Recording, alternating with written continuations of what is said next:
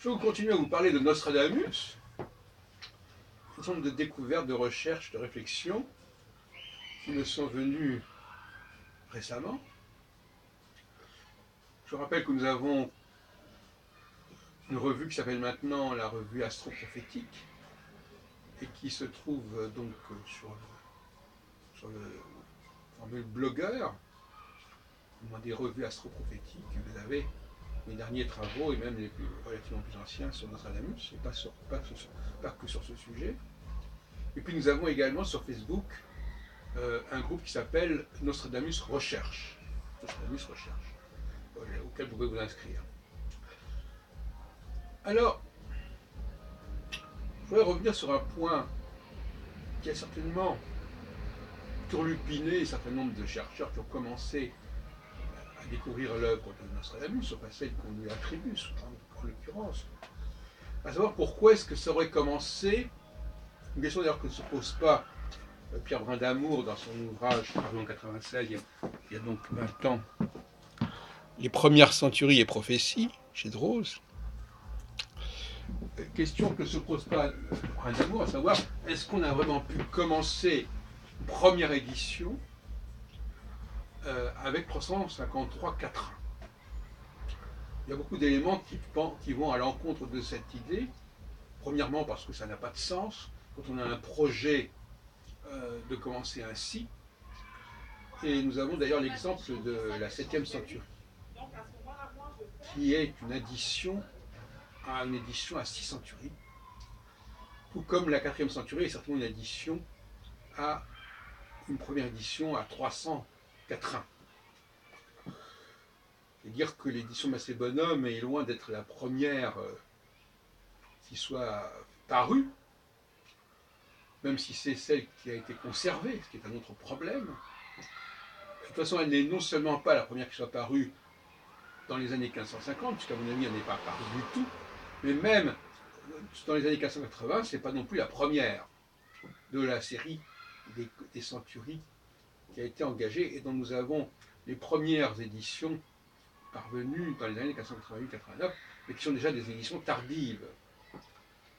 Les premières éditions ayant dû paraître dans les années 1585-1587.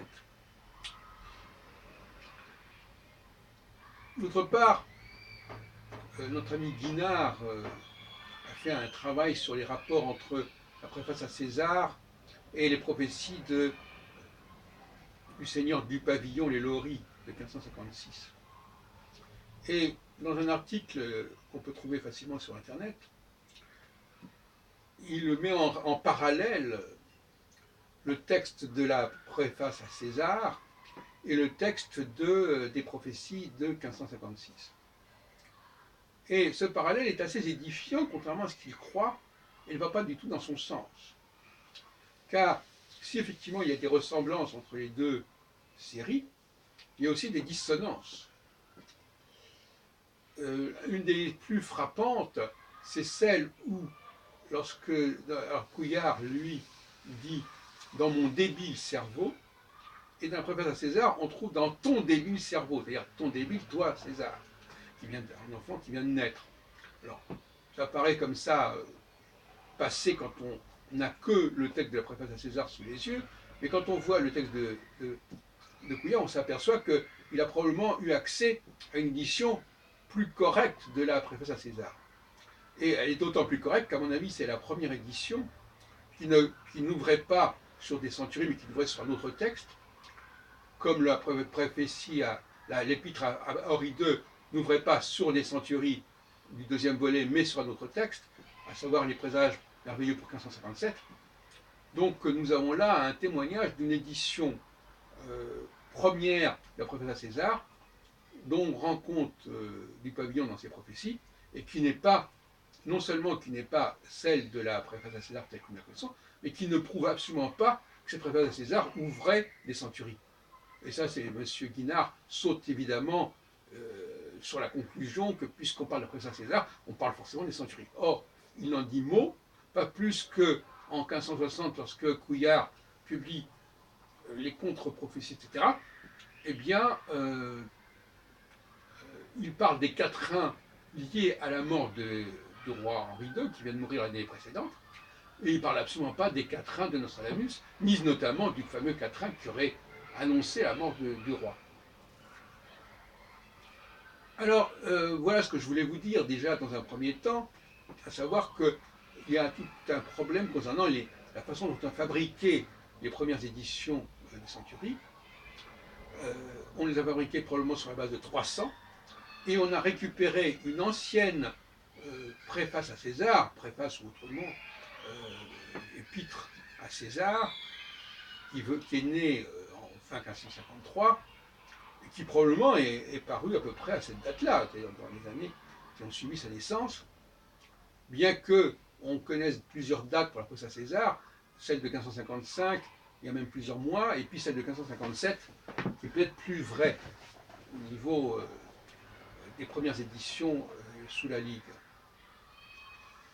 Et je terminerai en disant que nous avons donc des éditions perdues.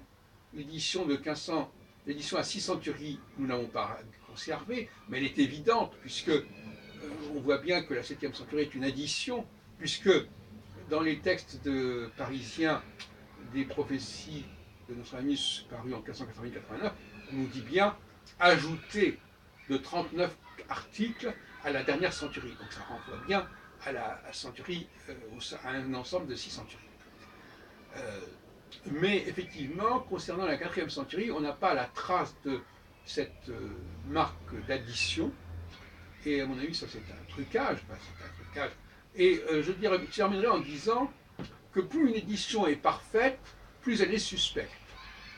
Et donc par conséquent, les éditions grandes et merveilleuses prédictions de Nostradamus parues à Rouen sont les plus tardives par rapport, beaucoup plus tardives que l'édition des prophéties parisiennes, qui elles-mêmes, qui sont effectivement beaucoup moins achevées, beaucoup moins parfaites, mais justement cette perfection des éditions de Rouen et d'Anvers en 1490 est précisément la preuve de leur caractère tardif.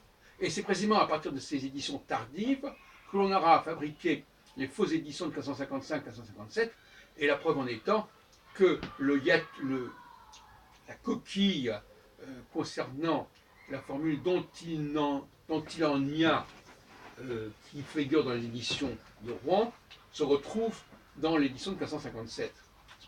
C'est assez comique d'ailleurs.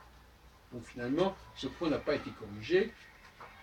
Et de la même façon que, par ailleurs, ces fausses éditions empruntent certainement à l'édition de 1588 de la veuve de Nicolas Roffet, où se figure sur la vignette, en dessous du fauteuil, la croix de Lorraine, alors qu'elle ne figure pas dans les éditions de 1555-1557, avec la même vignette. Donc il y a des filiations comme ça qui sont intéressantes, et je crois que nous avons clarifié sur quelle base les fausses éditions de 1555-1557 ont été fabriquées. Elles ont été fabriquées à partir des éditions de Rouen et à partir des éditions de Paris, surtout de mélange des deux, et certainement beaucoup plus tardivement d'ailleurs, mais avec un corpus qui avait été réuni et qui aura servi justement à fabriquer ces fausses éditions.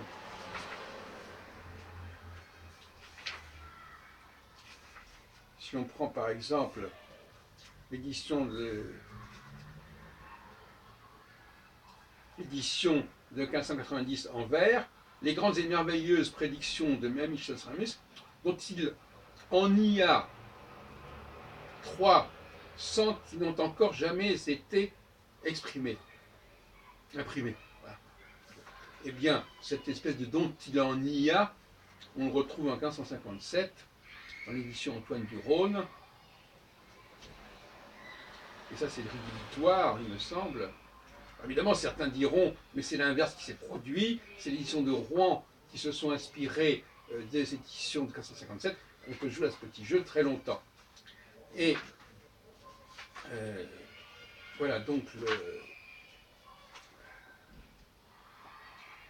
voilà, Antoine du Rhône, nous avons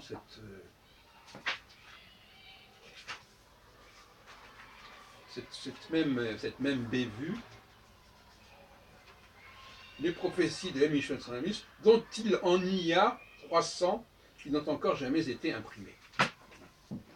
Voilà comment on peut travailler, voilà la méthodologie que je vous propose et qui me semble clarifier cette question.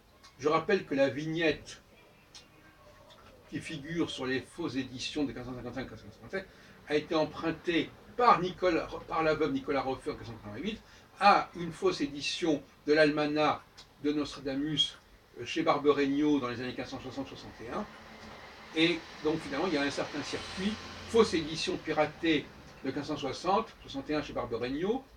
Ensuite, c'est récupéré par une édition parisienne de la veuve Nicolas Roffé ou de quelqu'un d'autre qui aurait pu le faire avant. Et ensuite, c'est récupéré par des faussaires qui utilisent le corpus de toutes ces éditions de 1588-89, aussi bien parisiennes que rouennaises ou anversoises, et qui ont fabriqué tardivement les éditions de 1555-1557, et notamment celle de 1557, qui est particulièrement emblématique du genre dont il s'agit,